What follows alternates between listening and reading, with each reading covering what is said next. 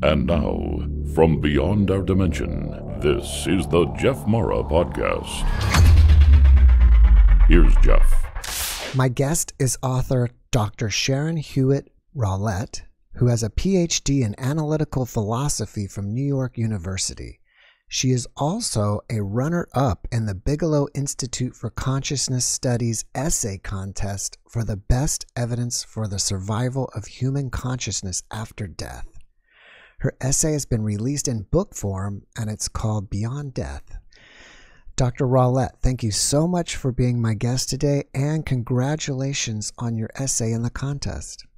Well, thank you so much, Jeff. And thank you for inviting me to be on your show. I'm really looking forward to talking to you. Thank you. Me too. If you don't mind, can we first start with your own personal spiritual journey and how that led you down the path that you're on today? Sure. Yeah, that could take the whole show, but I will try to be brief. To put it in a nutshell.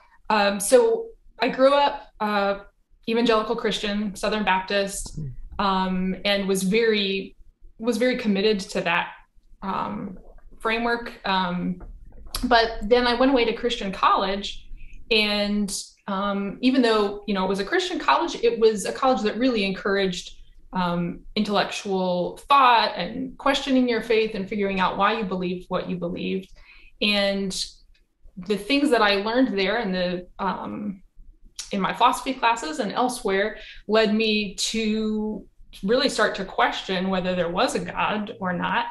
And I looked around for evidence that would allow me to believe in God. But honestly, at that point in my life, I felt like I didn't see any.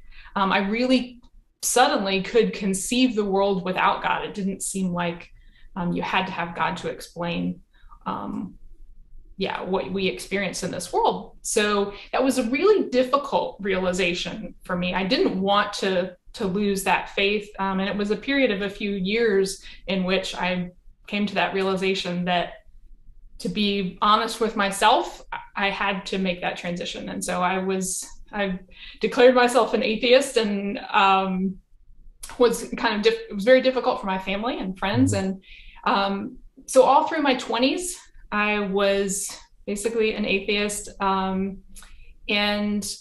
it wasn't until I was, 29 or so, that I started to have these experiences that were similar to the things that I had wanted to experience back when I was starting to question my faith, things that would have made me probably retain my belief in God. But they started happening about 10 years later. They were little synchronicities at first, and sort of some experiences where I just kind of felt this other presence. And I wasn't willing to call it God at this point, because I was skittish about all of that religious stuff at this point. But I felt like there was something more. And I was really interested in these synchronicities I was experiencing.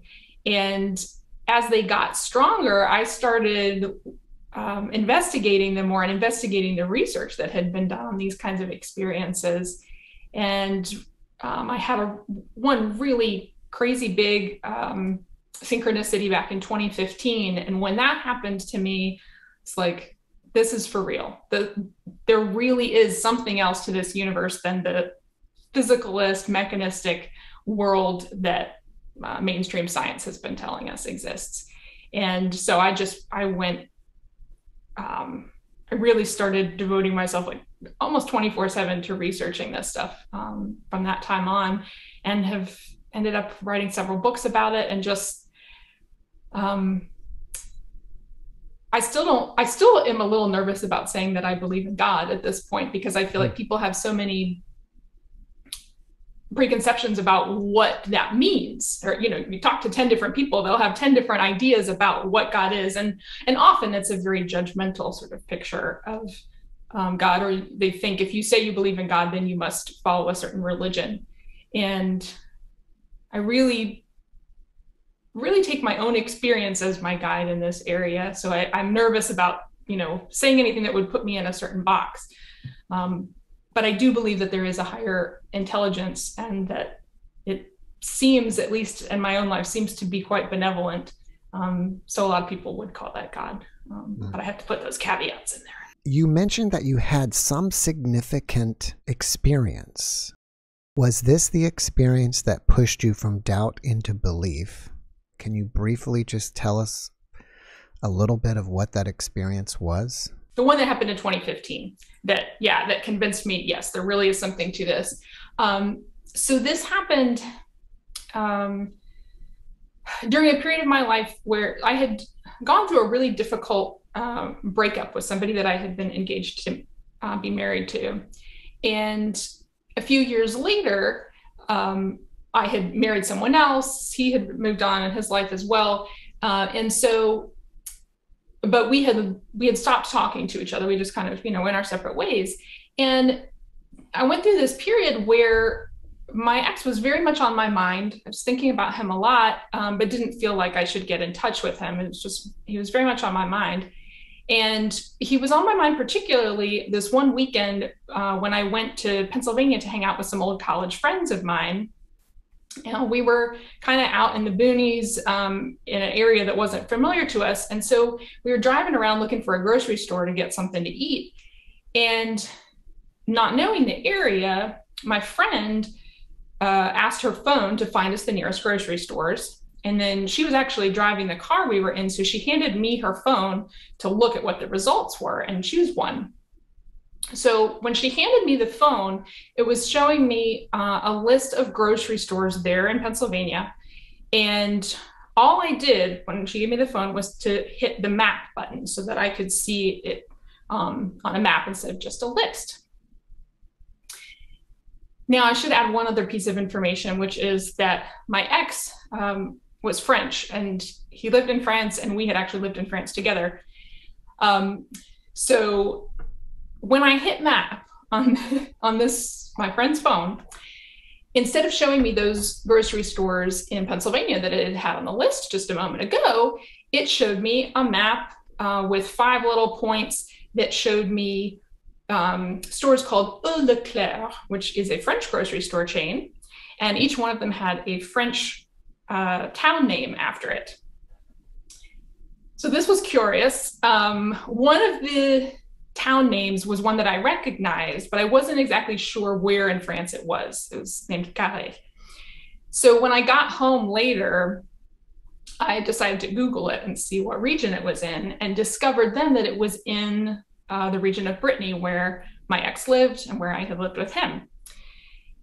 And when I saw that, I just had this extra level of conviction that if this coincidence was happening, that was so, it's so strange for a GPS to suddenly say you're somewhere else and to say in another country across the Atlantic Ocean. Right. If it was that strange, I was like, I think this GPS was showing me where he was on that day. And not wanting to contact him, I just decided, well, I'll just Google his name and the date and see if by chance that information is on the web. And lo and behold, he's also a writer. And so he has a blog, and there was an entry on his blog that came up that said he was going to be at some event in this little town in Brittany that I didn't recognize the name of. But when I Googled that town, it was 2 miles from one of the grocery stores that I had seen on that map. So that's what let me know that the physical world sometimes reacts to what we are thinking about and gives us important information about them. I felt like what it was saying is, you've been thinking about him, you've been wondering about how he's doing, and it was responding to that and saying, well, here's how he's doing, like here's where he is. And over the following weeks, I felt more and more this conviction that I did need to contact him in some way. And that was a difficult period, trying to figure out how to talk to my husband about it. But eventually he said, look, just, go ahead and write him and just find out, what he's doing, tell him what you're doing with your life.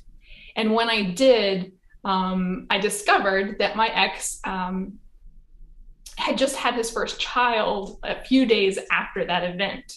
So I felt like a lot of that energy that I've been feeling around him that made me want to contact him was connected to the fact that he was anticipating the birth of his child and probably wanted to tell me about that. And so through that very blatant synchronicity, prompted me to get in touch with him and really provided a lovely moment of sharing. Yeah, I think that's fascinating. And most likely he did want to contact you, and somehow the universe provided that conduit to do so.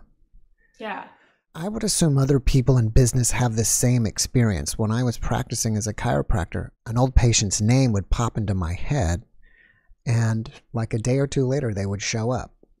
So maybe it's kind of like the same thing. Like, I don't know why they popped into my head. Maybe they had been thinking they needed to come see me, but then the connection was set and then they showed up. Yeah. Well, I think we are all very connected, sort of at an unconscious level. There's this telepathic communication that's going on below the radar of our conscious awareness. And, you know, in your case, these are people that you probably weren't thinking that much about. So you noticed when that thought popped up, you were like, there was no reason for that person to pop into my mind. Maybe this means something. And in my case, you know, I was thinking about him a lot. So it wasn't like it was almost like I was second guessing these sort of telepathic messages that I was getting and pushing them away because I didn't really want to have to deal with that sticky situation. But then to have that information displayed on a telephone, and not even my telephone, like if it had happened on my phone, I feel like I could have explained it away as well. You know, the search algorithm realized I was interested in France and showed me this, but it was my friend's phone. And she said she hadn't ever looked for anything on France. About France on her phone. And I was just like, there's no way, I can't explain this any other way. Yeah. And to have the result be so affirming, it's amazing. Pretty amazing. Let's get to your book. The subtitle of your book is The Best Evidence for the Survival of Human Consciousness. So what kind of evidence can you give us here that our consciousness survives? The approach that I try to take in this book is a very holistic approach. So I talk about a lot of different kinds of evidence. The two major categories that I talk about are third-person evidence and first-person evidence. So in the third-person category, you have all of these phenomena where people seem to be contacted by somebody who has passed on, whether it's through an apparition, through a dream, through a phone call from the dead, quote unquote, through mediumship, poltergeists, and synchronicity as well. And then in the first person category, you've got, of course, near-death experiences, spend a lot of time on that, but also memories of previous lives and people who have memories of the time between lives. So I think it's really important to see not only the strength of each of these kinds of evidence alone, but to see how each of them reinforces the strength of the other kinds of evidence. So some of them might be vulnerable to certain skeptical arguments, but then you have another type of evidence that comes in and say, well, no, really, that skeptical argument doesn't work when you look at the evidence as a whole. Well, my audience loves to talk about near-death experiences, and you have a chapter on that. And some people will argue that near-death experiences are just hallucinations by the brain shutting down. So why do you think that's not the case?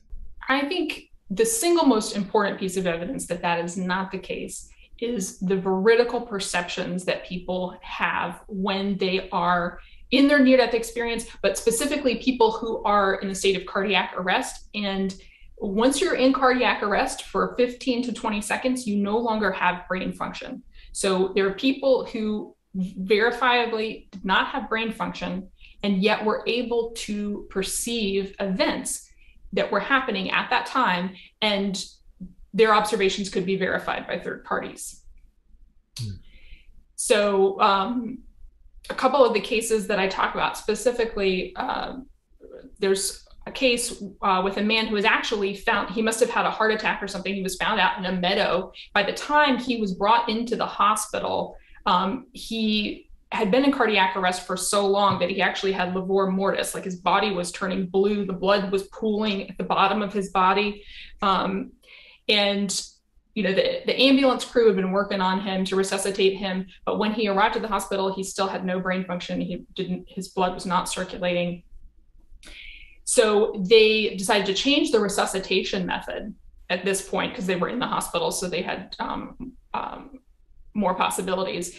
And I guess they were intubating him at this point. So they realized that he had dentures in that they needed to take out. So one of the nurses took his dentures out and put them on a little pull-out shelf for on the crash cart.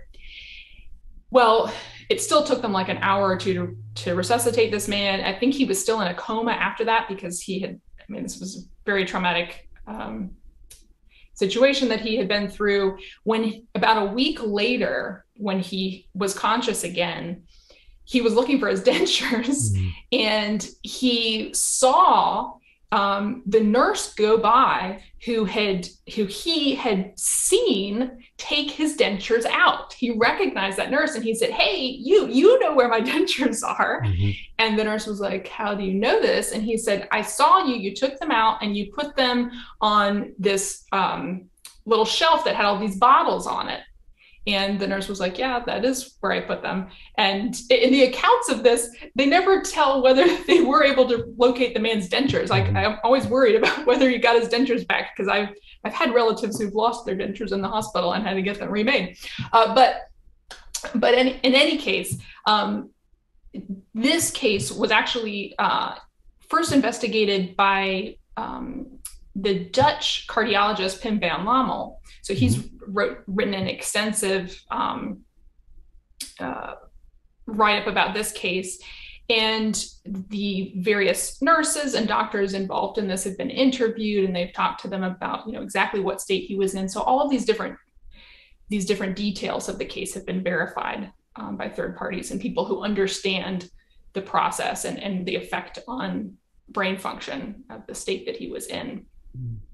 So that's one of the cases. Have you come up with your own definition of consciousness and what it is? And if so, what is it for you? That's a great question that nobody's ever asked me before. Defining consciousness. So for me, it really has to do with the first person perspective, the idea of what it is to be someone or to experience something. Some people will say, well, a really advanced robot could be conscious because they're able to do all this processing. They could talk to you just like a person.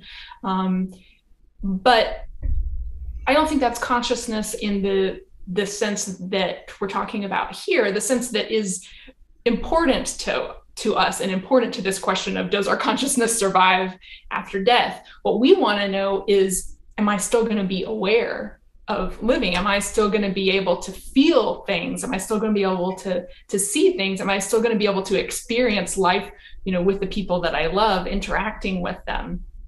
So I think ultimately the consciousness that matters to us is this ability to be aware and to feel things. I think particularly the feelings of joy and connection to others.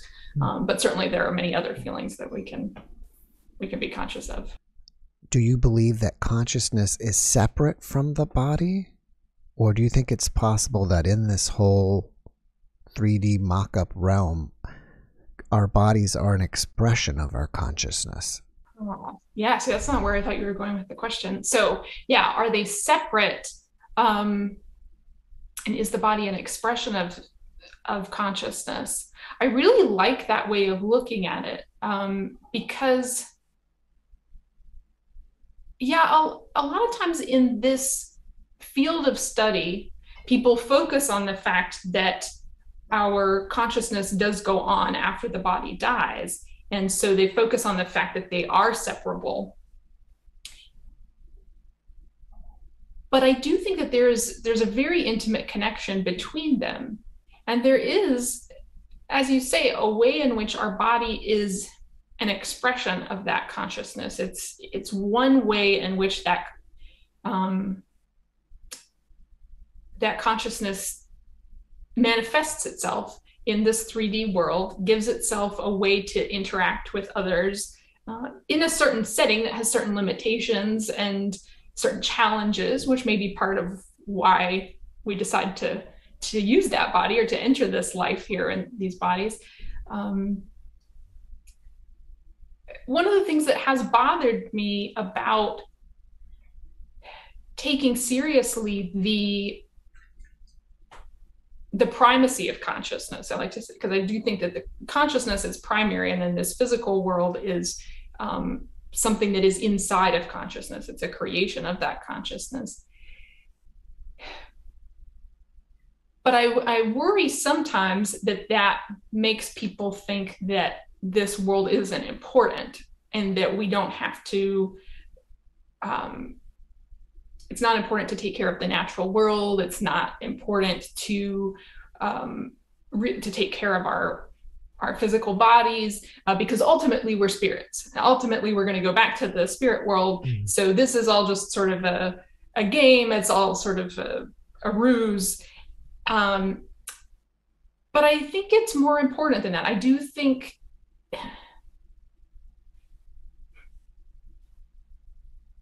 I really like what you said about how we are an expression of that consciousness, and other people are an expression of their consciousness. Their body is an expression of their consciousness. And I do think even the natural world, animals, plants, even, rivers, rocks, things we think of as inanimate, I think that they too ultimately are expressions of another dimension of consciousness.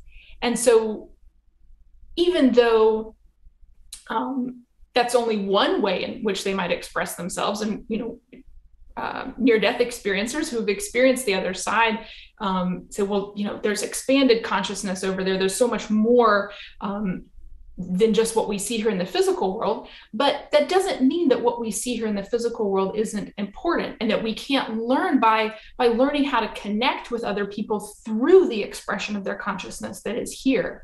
That we can learn about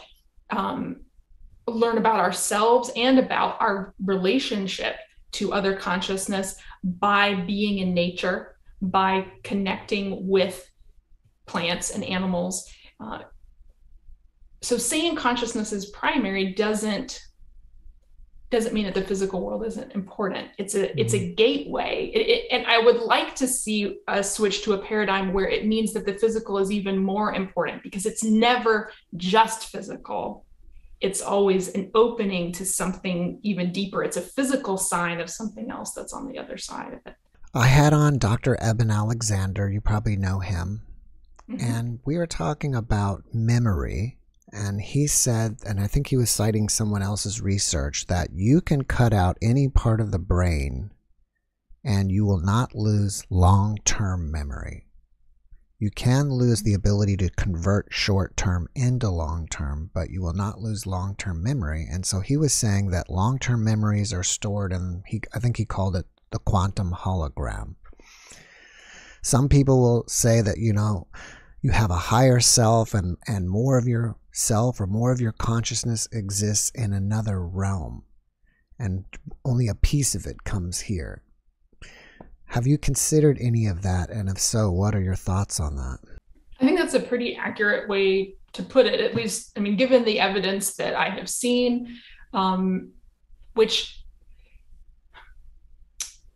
I'd say, I'm trying to think of the sorts of evidence that bear particularly on this question. I think most of our evidence in this regard comes from near-death experiencers like Eben Alexander, but also from people who have memories of the life between lives, and also people who seem to have the ability to connect with that larger consciousness, even without being near death, but they have this sort of, whether it's an out-of-body experience or they're still in their body, but are somehow able to access that. And it does seem like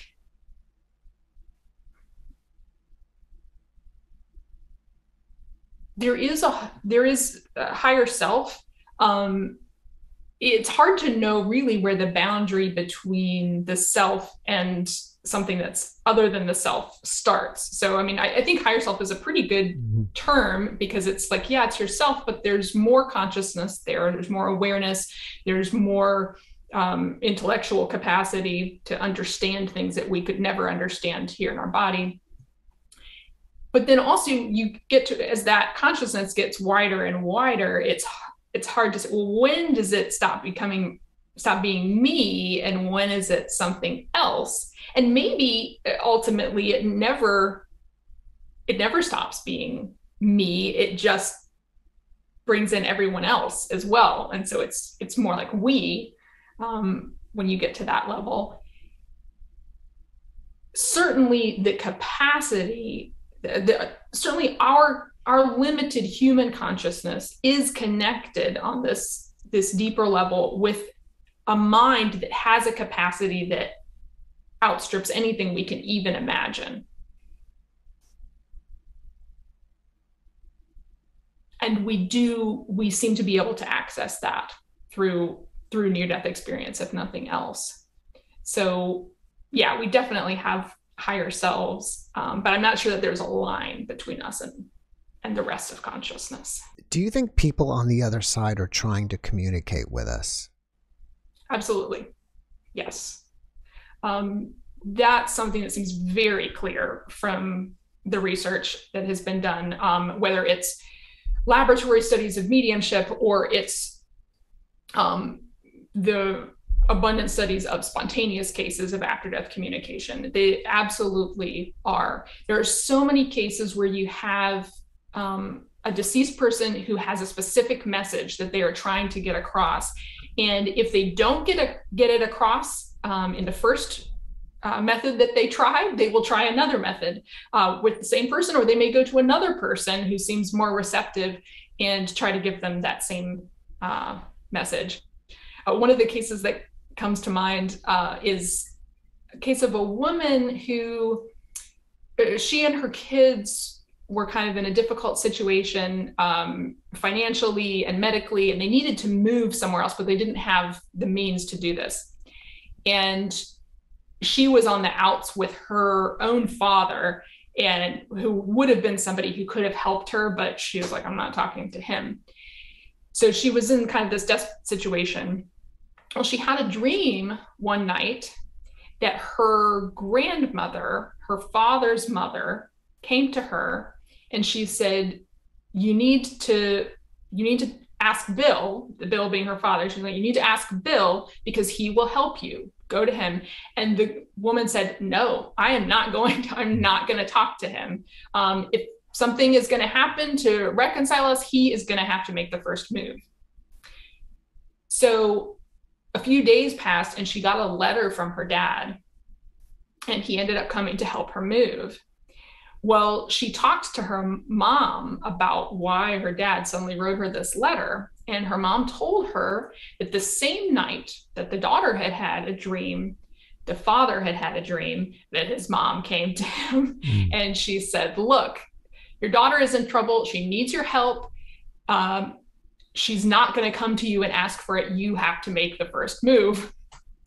And so, I mean, that in itself seems pretty evidential, but there was one other really cool evidential aspect to this case, which was the daughter heard the grandmother refer to her father as Bill, which his full name was Wilbur. And when the grandmother was alive, she had always referred to him as Wilbur. She'd never used Bill for him. And so, you know, after the reconciliation, the daughter asked her mom, why do you think grandma called him Bill when she came to talk to me? And she said, well, actually, your grandmother started calling him Bill just in the last few weeks of his life. I mean, who knows why, but she had actually started using that name for him. So it was like an extra little piece of confirmation that it really was her pulling the strings to try to get her son and her granddaughter together again. That's great. Yeah. Out of all the evidence that you provided in your essay for the Bigelow contest, what do you think is your strongest evidence for consciousness beyond death? All right, I'm going to give you a two-pronged answer, because I think the sheer variety of evidence, the wide span of different kinds of evidence together, that is so important. I mean, that's for me where the strongest evidence lies, is just the fact that there's this sheer quantity of this after-death contact and of these first-person memories of having died and survived. But if we have to talk about one specific kind, I would focus in on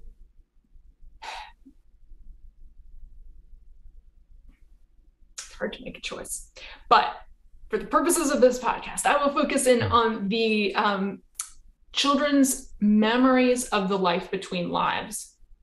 And the reason that I say that is because all the third person evidence is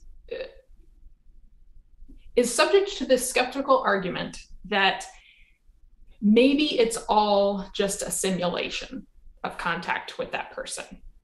Because we do know that living people have a lot of unconscious psychic abilities.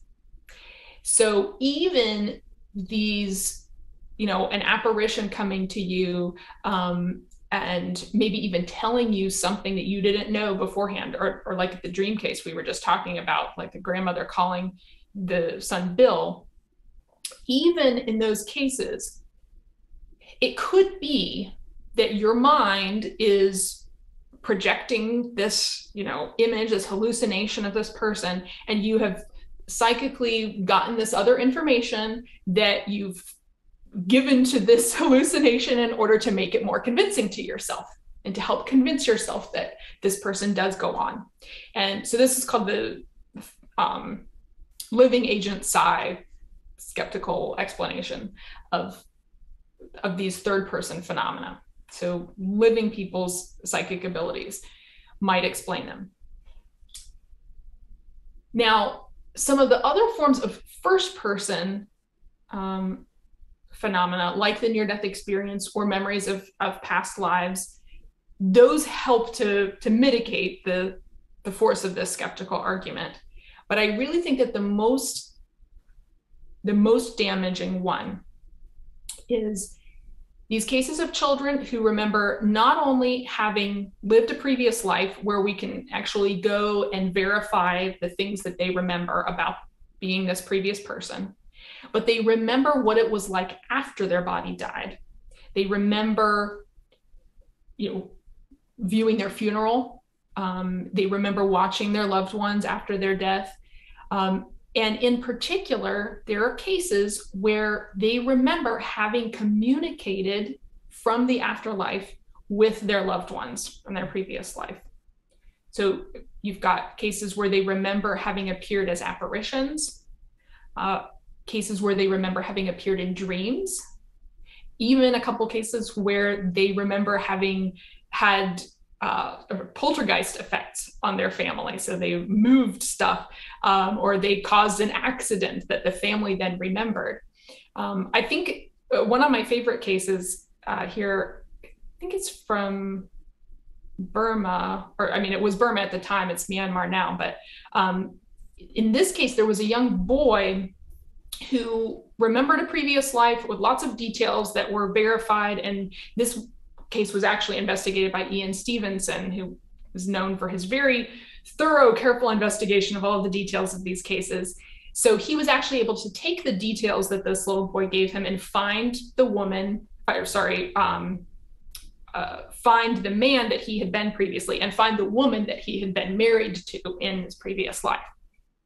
So this little boy not only remembered the details of that life, but he remembered having come to his widow in a dream and told her specifically that he had left some money, just a small bill of money, in a basket in a white handkerchief, and that she should go find it. And the little boy wanted to know if the widow actually remembered having had this dream. And so Ian Stevenson went and asked, and she said, yes, I had a dream that my husband came to me and he said that there was this 5 chalk note in a white handkerchief inside of a basket. And I went and found it. And she said, the money wasn't really the important thing because it wasn't that much money. She said, but just knowing that information was verified let me feel close to him. And I felt reassured that he continued to exist.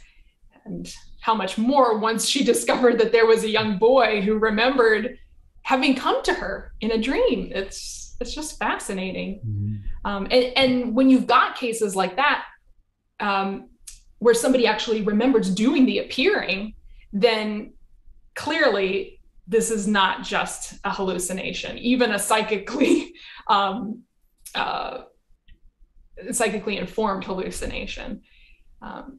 No, there's somebody who remembers having that, being conscious, like we were talking about before, having that awareness and having the desire to communicate and seeing it through.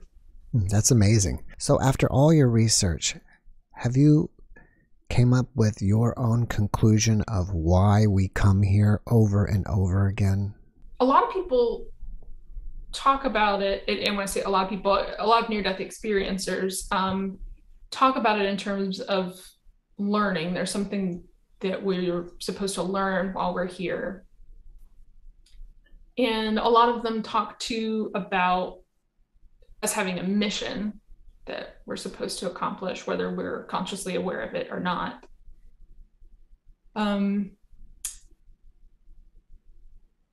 People who have memories of their life before this life,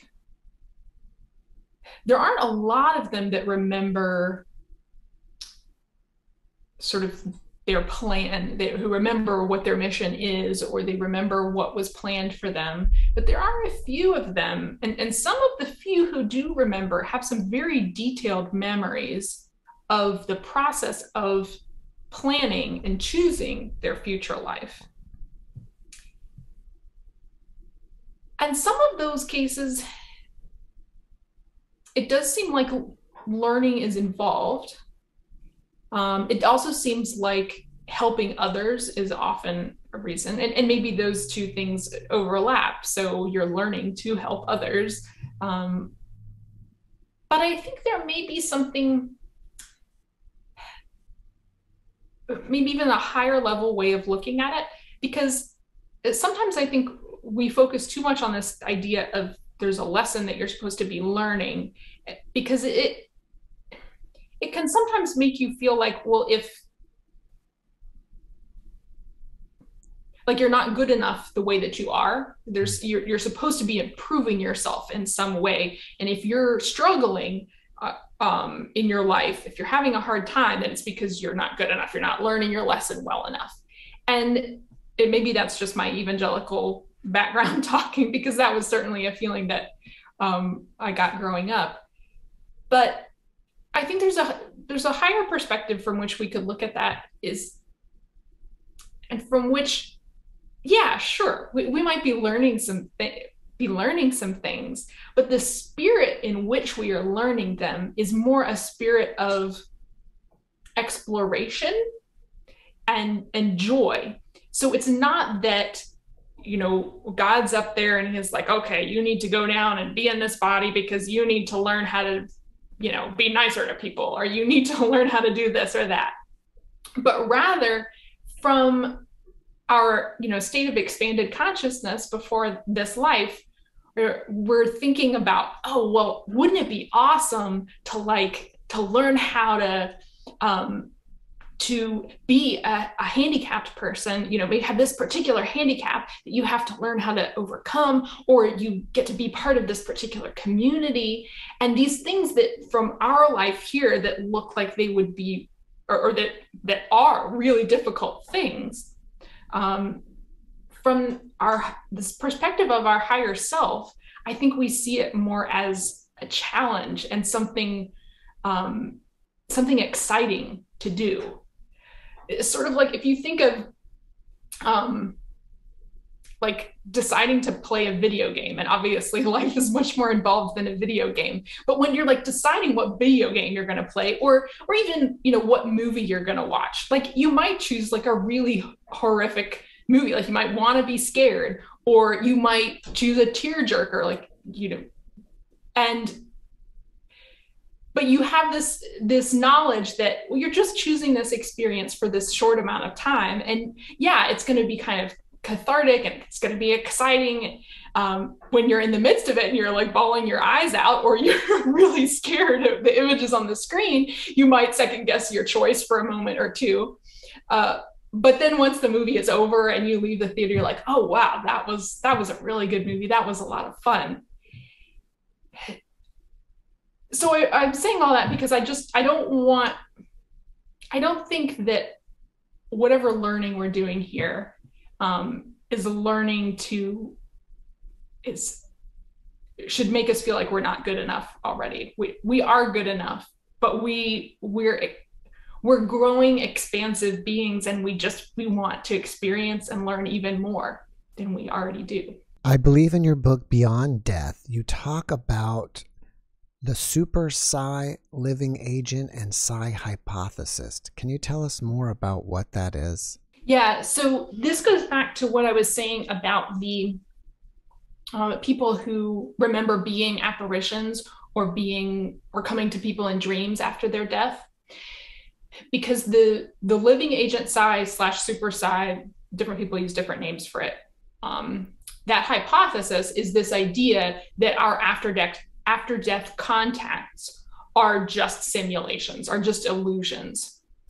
And so it's important that we know about these cases where somebody had a first person conscious experience of being the apparition or being the person in the dream, to show that hypothesis isn't adequate to cover all of the cases. Some of my near-death experiencers have said during their NDE they either went to other planets, or they saw aliens or other non-human intelligent beings. Have you thought about that or come across that? And if so, what's your opinion on that?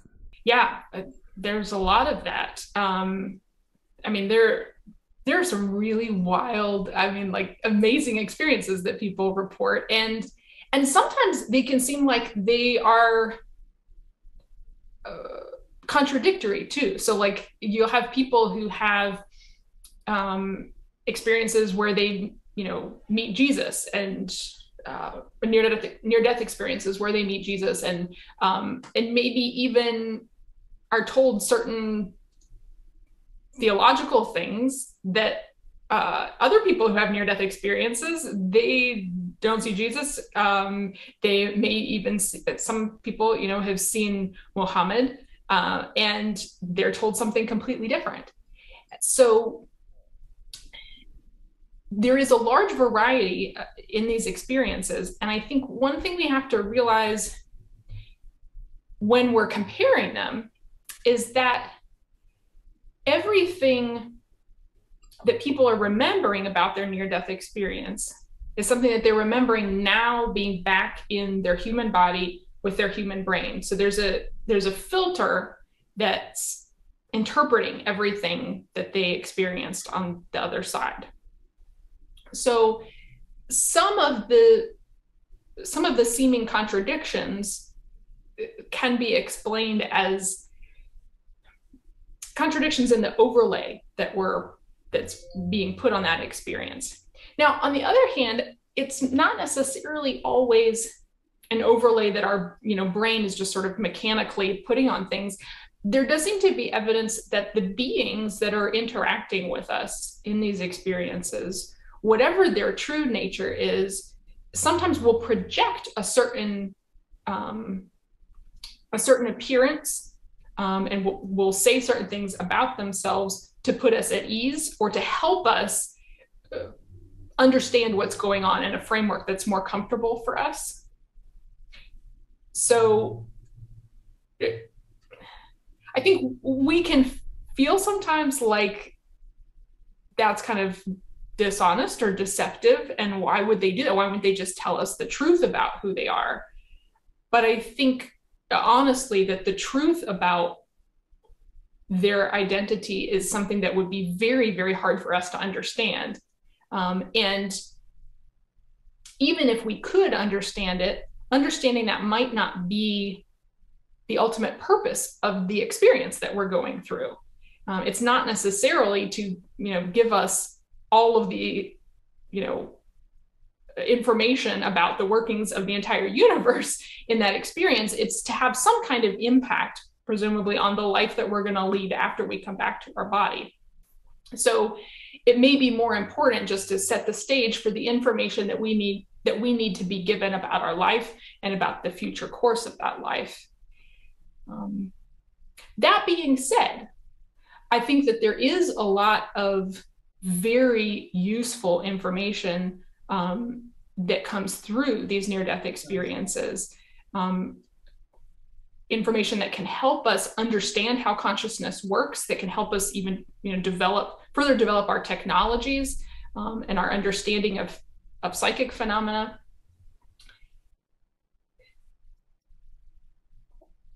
So there's important information that comes through that. I forgot where I was going exactly with this. But yeah, it was something important that I was going to say here too.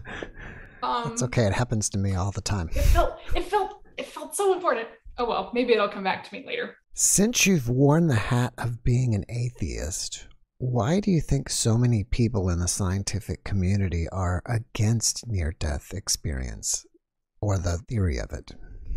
Okay. So first thing did come back to me really quick. Okay. So all I wanted to say was, I think that we can get really important information and eye-opening information from near-death experiences, but it is always important to check that against the 3D reality and to test it out. So don't just take at face value what you hear in that experience, but test it and probe it further. And certainly with any scientific information, maybe that's a starting point for some experiments that you do, but it does need to be verified in our reality in order for us to be sure that it's useful in the way that we want it to be. Okay, so now moving on. So why is the NDE not taken seriously by more people in the scientific community? Well, for a lot of people, it's a lot easier not to take it seriously. If you're somebody who is very much in the mainstream scientific community, where it's understood that the physical world is the only thing that exists,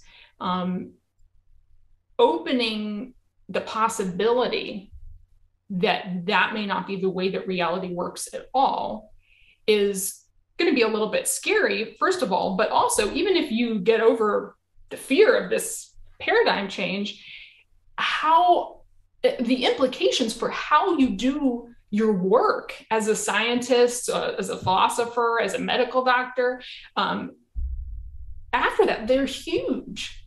You're going to have to revamp everything that you think, every way that you do science. And that's just more than a lot of people are willing to take on. Like they don't really want to tackle those big questions. They want to stay in their lane and do, the work that they were trained to do. And so I think it's beginning to change. It is becoming, near-death experiences are becoming much better known. How could they not be when 5% of the general population has had one, and people are starting to talk about it more, and people are doing this kind of research that shows that they are veridical, that they're not just hallucinations.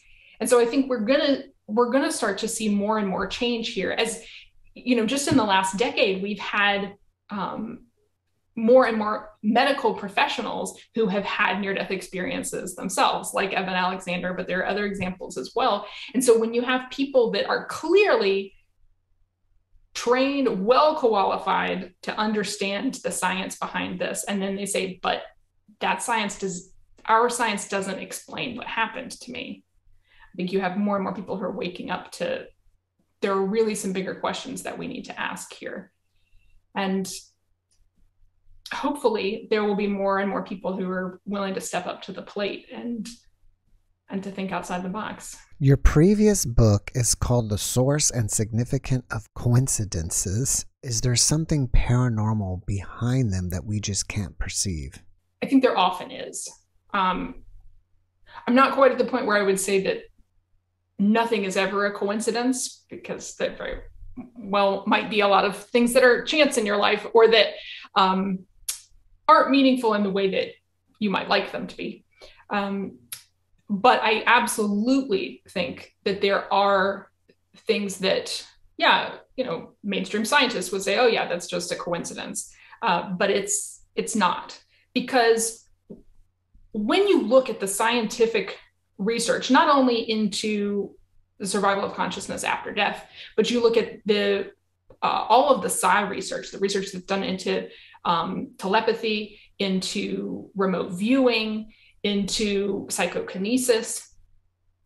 It's been verified in, if not countless, but I mean, a huge number of laboratory studies that we do have modes of perception that transcend what we ought to be able to have in the physicalist paradigm. And when you realize that those other modes of perception exist, and not just perception, but also your ability to affect things through psychokinesis, to affect things mentally, you realize that there's something working in the background of our entire lives. Whatever is shaping the flow of events, it's not just our conscious intentions, but it's something that's on background. And when you also bring in these experiences of near-death experiencers and other people who have had experiences with that wider extended consciousness, you realize that it's not just us who might be creating coincidences for ourselves. I mean, I think that's some of them. I think, you know, like you were talking about, when somebody pops into your head and then they call you a couple of days later, like that may just be, you know, telepathy. Like you could tell that the person was thinking about you, and then you get a call from them. So I would say, like, well, that's a coincidence that you psychically created for yourself. Mm-hmm. But then there's another level, because some people, when that happens to them, they ask, well, does that mean, you know, that God wants me to contact them? Or is this a sign that I ought to move in a particular direction? Is it a confirmation of something that I was thinking about? So there is this bigger question of, does that wider consciousness influence the events of our lives to try to steer us in certain directions? And I think that it absolutely does. I certainly have many examples from my own life. Well, I mean, I think the one that I shared with you about the phone in France, that steered me not only to some healing in that relationship, but it steered the whole course of my professional life. I mean, that's why I'm here today. And there are so many examples of people where coincidences have steered them to something that is so essential to their future life. There are also cases, though, of people who experience coincidences and they think that it's telling them to do a certain thing, and they do that thing, and then it turns out really badly for them. It's one of the cases that I talk about in the introduction to my coincidence book is Stanislav Grof talks, the famous altered states of consciousness. Well, he's not a guru, but he's a psychiatrist, but he's very well known for his work in altered states of consciousness. But he talks about meeting his first wife through this amazing string of coincidences. Like, it just seemed destined, meant to be. And like when they had their wedding ceremony, even there were these gorgeous double rainbows and all of this stuff happening. And then he woke up the day after the wedding and had this feeling that something was terribly, terribly wrong. And after that, like his wife and he just fought, like they could not agree, and they ended up getting divorced really soon after that. And so I can imagine, him saying, well, what were all those coincidences about? Like, because most of us would think, well, the universe is leading me to this person because they're going to, make me happy. They're going to be my happily ever after. But sometimes coincidences lead us in a direction that isn't necessarily a happy one, but it may have been necessary for some other reason. And I don't know, the whole trajectory of Grof's life after that. I do know that he married someone else later who was very much aligned with his professional interests. But in my own case, there are coincidences that I've had to kind of second guess and say, well, maybe, I'm expecting that this is going to be the result if I follow along with this coincidence. But maybe that's not exactly, maybe I shouldn't count on that. And so I've learned, I think, that the most important thing that we can take from a coincidence or a synchronicity, I tend to use them synonymously, but the most important thing we can take from that experience is an ability to listen to our own intuition. Because we have to use our own intuition in order to figure out what the synchronicity is telling us, or how it's illuminating our life in some way. And I think if you follow those events blindly, you can get yourself into a lot of trouble and you're not necessarily going to be happy with the outcome. But if you use them as a kind of mirror to help you look more deeply at your own emotions, your own desires, then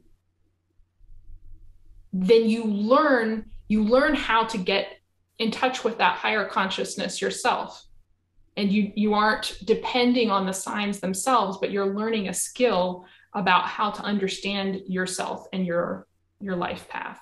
What do you think about repetitive numbers like 444, 1111?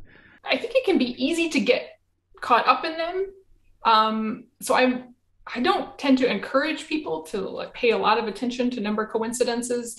It's very easy to see them everywhere just because you're paying more attention to the number. And it's also very easy, if you're paying attention to it, for your unconscious psychic abilities to direct you to places where you're going to see that number more often, or, to psychically, make you look at the clock when it is that time. So I'm a little bit reticent to say, oh yeah, well, they're important. But at the same time, I will say that there is a number, the number 33 is very important for me in my life path. And there have been some very important moments where it has shown up. And I'll just tell you about one of them. When I was first starting my research on coincidences, I was researching for 3 or 4 years, really intensively. And I had written a paper about the statistics of coincidences and how could you tell whether it's really, whether they're occurring at a rate above chance. So I worked on this paper for a long time, sent it to a few mainstream journals to see if they would be interested in it, got turned down, sent it to the Journal of Scientific Exploration. They were taking a really long time to review it, and I was sort of getting frustrated about how long the whole process was taking. Well, finally, it was accepted by the Journal of Scientific Exploration, and they sent me the proofs for when it would be published. And when I get the proofs, I see that it is the first article in volume 33 of the journal. And so, that number had already been very important to me. And to see that on my very first publication about coincidences affirmed to me that the timing was all okay. Like it was meant to come out at this particular time. And I didn't need to be so frustrated about, a few obstacles along the way. If someone wants to find your books, do they find them on Amazon or your website or both? Amazon, yeah, or whatever online book distributor you use. They're available everywhere. There's Beyond Death, which is the most recent one on the survival of consciousness, and then the source and significance of coincidences, the tongue tire. And then the Supreme Victory of the Heart is actually a memoir. That's a separate book. Which isn't as paranormal. It's more about my spiritual journey. And then I also have a philosophical book that's more for academics. But anybody who is interested in academic philosophy should check that out too. That's The Feeling of Value. But yeah, you can find them on Amazon. And if you want more information, you can certainly find me on my website. Just Google Sharon Rawlette, Rawlette, and you'll find it without a problem. Are you working on anything else that you want us to know about? I have a couple of really interesting book chapters that are going to come out this year. One of them that I'm really excited about, one of them is actually in French, but the English language one that is coming out is going to be in a new anthology put out by Jack Hunter called Deep Weird. And I've written a chapter in there about deeply weird synchronicities. So it's some really cool cases. So if your listeners are interested in that, that book should be out probably in the summer or early fall. Deep Weird. All right. Well, before we finish up, can you leave us with one last positive message? I'm going to reiterate the thing that I said about intuition, because I think it's important not just for synchronicities to use your intuition to interpret them, but also any kind of after-death contact or any kind of after-death contact that you may want, and maybe it's not forthcoming, because there are a lot of people out there who would really love to have an apparition of their loved one or have some important synchronicity that comes from them, and it seems hard to like they keep asking for it and they don't get that contact. I think it's really important in those cases, whether you've had the contact or not, to use either the contact or the lack of contact to motivate you to go inside. Because ultimately, the closest contact that we have with our loved ones and with our higher self is not in physical signs, not in physical apparitions that come to us, but is through our consciousness. And so if we can learn how to listen to ourselves and listen to those promptings that come to us, like that name that comes out of nowhere, or that reassurance that comes out of somewhere that just says it's going to be okay, or you're not alone. I think that's the most important thing. You use all of the physical stuff, all of the cool paranormal stuff as a tool to get in tune with the deepest part of who you are. Dr. Rawlette, thank you for that message, and thank you again for being my guest today. I really appreciate you, and I wish you the best. Thank you. All the best to you too, Jeff. Thanks for the work that you're doing. Thank you. Thanks for watching the JeffMara podcast. I really appreciate you. Another way to show support is through YouTube memberships. And if you do, there are loyalty badges and other perks depending on your level of membership. All you need to do is click the join button underneath the video to find out more. Thank you for your support.